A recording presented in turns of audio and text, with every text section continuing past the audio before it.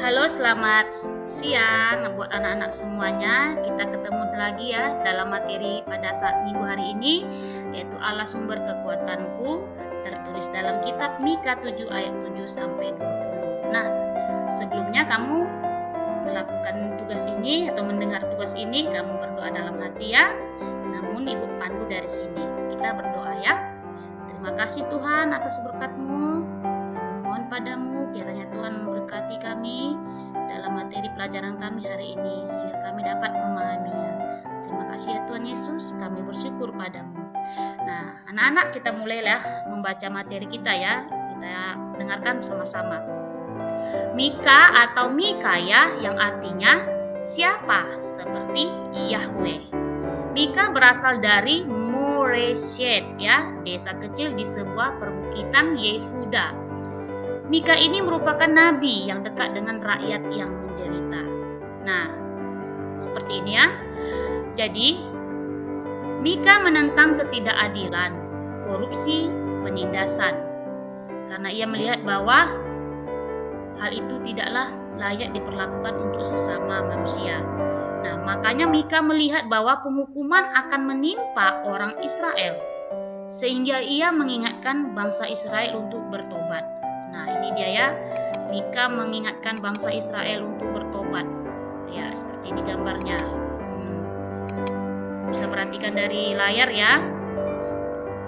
Inilah dia Mika yang sedang mengajari rakyat Israel, bangsa Israel untuk tidak melakukan pelanggaran yang sehingga mereka nanti akhirnya harus menerima hukuman. Nah, inilah maksud dan tujuan Tuhan mengutus Mika ya, untuk menasihati, mengingatkan bangsa Israel. Nah, Mika ini menentang ketidakadilan, korupsi dan penindasan. Kamu tahu nggak apa itu korupsi?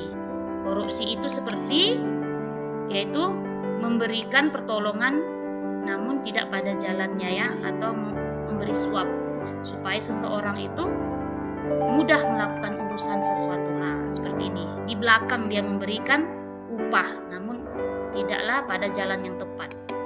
Nah, pada zaman itu korupsi ini sudah banyak terjadi ya nak ya, sehingga Allah tidak menginginkan umatnya hidup di dalam dosa. Lagi pula mereka hidup dalam penindasan. Nah, penindasan itu adalah seperti orang besar atau orang yang kuat menindas orang lemah, sehingga yang lemah semakin lemah. Nah, itulah yang terjadi.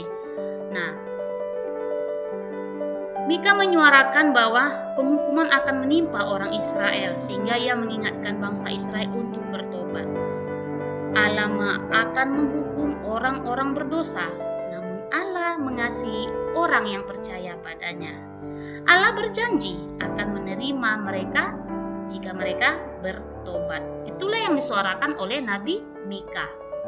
Nah, pengalaman iman Mika kita bisa lihat, yaitu pertama, di saat Mika meminta pertolongan, dia menunggu Allah untuk memberikan pertolongan itu. Dan yang kedua, pengalaman imannya itu kita bisa lihat Allah membawa umatnya melewati masa sulit. Nah, inilah yang dinantikan oleh Mika. Dia percaya bahwa umat yang tertindas akan melewati semuanya itu dengan pertolongan Allah. Nah, dan yang ketiga, pengalaman iman Nabi Mika yaitu ia menyuarakan bahwa umat Israel harus sabar karena Allah akan membawa mereka keluar dari kesulitan. Nah, inilah dia yang terakhir pengalaman imannya.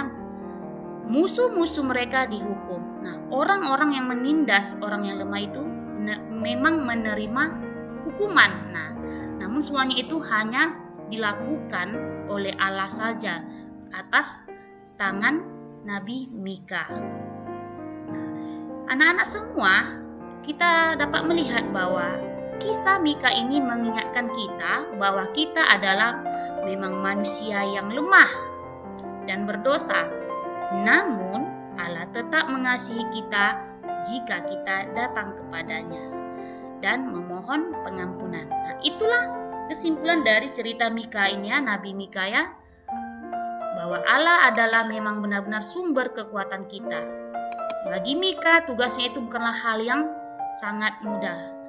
dia percaya Tuhan menolongnya, sehingga dia bisa melewati semua kesulitan-kesulitan yang dia alami, dia dan bangsa Israel yang tertindas. Oke anak-anak semua, kamu akan Ibu berikan tugas ya, yaitu tugas yang pertama adalah memberikan tanggapan atas cerita Mika ya. 2. Sebutkan arti nama Mika. Nah, jadi kamu sudah memahaminya ya. 2 tugas ini tidak usah ditulis ke dalam buku, namun cukup kamu tuliskan dan atau ketikkan di dalam komentar di video link YouTube Ibu ini.